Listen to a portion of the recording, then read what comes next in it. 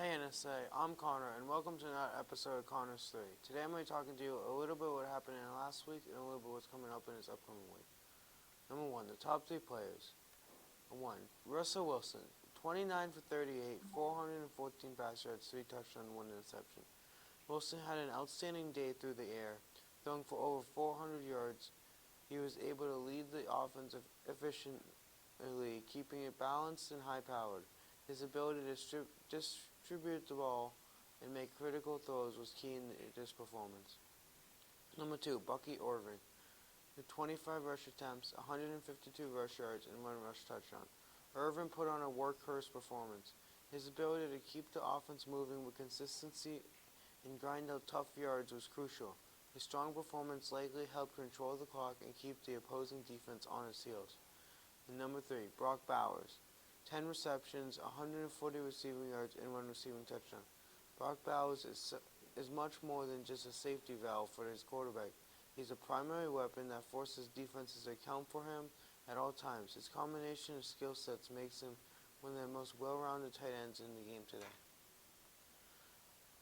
Next, I'm going to be talking about the top 3 injuries. Number 1, Trevor Lawrence. The Jaguars would immediately be impacted by the loss of their franchise quarterback. Lawrence is their offensive leader, and without him, they will have to rely on Mac Jones to steer the ship. Number 2, Christian McCaffrey. Despite Christian McCaffrey's remarkable ability when healthy as a dual-threat running back who can catch passes, run between tackles, and even throw the ball in trick plays, his injury history raises legitimate concerns. And number 3, Taysom Hill. Hill's versatility is one of the reasons he's so valuable to the Saints. An injury to Hill reduces the offensive creativity for Saints, as he can be used in various positions, both as a runner and passer, in addition to being a tight end. Next, I'm going to be talking about the top 3 NFL rankings. Number 1, Chiefs, 11-1. The Kansas City Chiefs continue to be one of the most dominant teams in the NFL, under the leadership of Patrick Mahomes.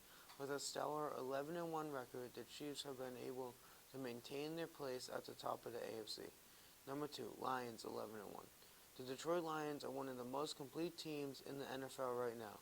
With a physical, aggressive style on both sides of the ball, that makes them a legitimate Super Bowl contender. Under the leadership of Dan Campbell, the Lions have developed into a team that doesn't just hope to win, they expect to win. And number 3, Eagles, 10-2. The Philadelphia Eagles are a complete and dangerous team with the ideal balance of explosive offenses and disruptive defense. With Jalen Hurts playing at an MVP level, a dominant offensive line, and one of the best pass rushers in the NFL. Next, I'm going to talk about the top 3 disappointing players. Number 1, Brock Purdy, 11 for 18, 94 pass yards, 0 touchdowns, and 0 interceptions. Brock Purdy's performance in this game was certainly a letdown. He failed to make any significant impact through the air in a league where quarterbacks are expected to drive the offense and score touchdowns. Purdy's inability to throw the ball for a touchdown or make big plays made it hard for the 49ers to keep it close this week. Number 2, Aaron Rodgers, 25 rush attempts, 22 rush yards, and 0 rushing touchdowns. Aaron Rodgers is a key cog in the Vikings offense, and when he's limited like this, the entire offensive flow gets disrupted. A healthy and active Aaron Jones is crucial for the Vikings to have a shot at competing.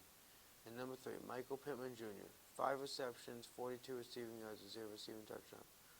Pittman's lack of production not only limits the Colts' passing attack, but also affects the development of their young quarterback.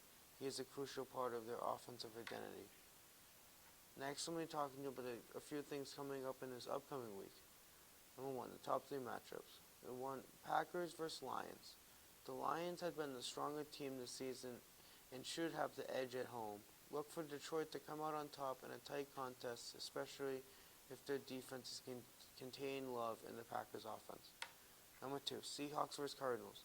Seattle has more overall talent and is the better team at this stage, but the return of Kyler Murray will give Arizona some added firepower. Expect the Seahawks to win, but not without a challenge, as Murray could make some explosive plays. And number 3, Chiefs vs. Chargers. Despite the Chargers' talent, Kansas City Chiefs is the most more complete team, and Patrick Mahomes always seems to rise to the occasion in big games. Expect the Chiefs to come out on top, but the Chargers could make it a competitive game if Herbert plays well. And the last thing I'm going to be talking to you about is the top 3 fantasy sleepers. Number 1, Bo Nix. Nix isn't just a pocket passer. He has the ability to make plays with his legs, adding valuable rushing yards to his fantasy production in a league where rushing quarterbacks are extremely valuable for fantasy. Number 2, Tyrone Tracy Jr. Tracy is particularly dangerous after the catch, making him a potential threat for explosive yardage in any given game. His speed and vision make him tough to bring down, and he can turn short throws into long gains, which boosts his fantasy ceiling. And number 3, Jonnu Smith. Smith has had the physicality to make plays in the red zone. If he gets a consistent amount of targets, especially in scoring situations, he could post solid weekly fantasy numbers, even if he's not always the top receiving option. That is it.